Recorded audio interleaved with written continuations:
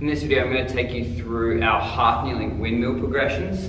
So it's a really good exercise that we use to mobilize the QL and some of the low back and build some strength there. Also, once we develop that mobility through the QL, also a little bit of stuff through the hip and hamstring, we can start to load this a little bit and get a little bit of stability and strength through the shoulder as well. So I'd start off unweighted here. The goal is we're trying to get down, gently touching that elbow on the floor. I want you to think reaching up overhead, we're going to hinge our hips away.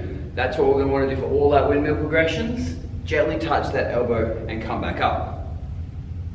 If we struggle with that range, so I've got this set up here. So I've got a couple of plates and an ab mat. I can find where I'm currently at, so I can gently touch, come back up.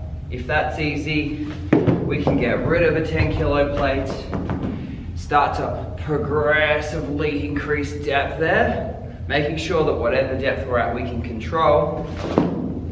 And then after a couple of weeks of practicing, hopefully we're down to gently touching the ab mat or even touching the floor. Once we've mastered that, we can progressively load as you develop some range. You don't have to wait till you get to the floor. Nice light kettlebell, pressed up overhead. We're trying to keep that dumbbell or kettlebell pressed to the sky the whole time. Trying to hinge the hips back, gently touch, and come back up. Through this exercise, you might feel a little bit of a stretch through the front hamstring, maybe getting a little bit in the hip. We're also trying to open up this QO and low back and build some strength. So hit your prescribed reps and sets.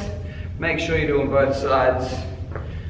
And if you're not quite up to elbow to floor yet, but you want to load it, just grab yourself a mat, grab yourself some plates. But have a way of measuring the depth that you're currently up to. So you've got a way of knowing that you're progressing.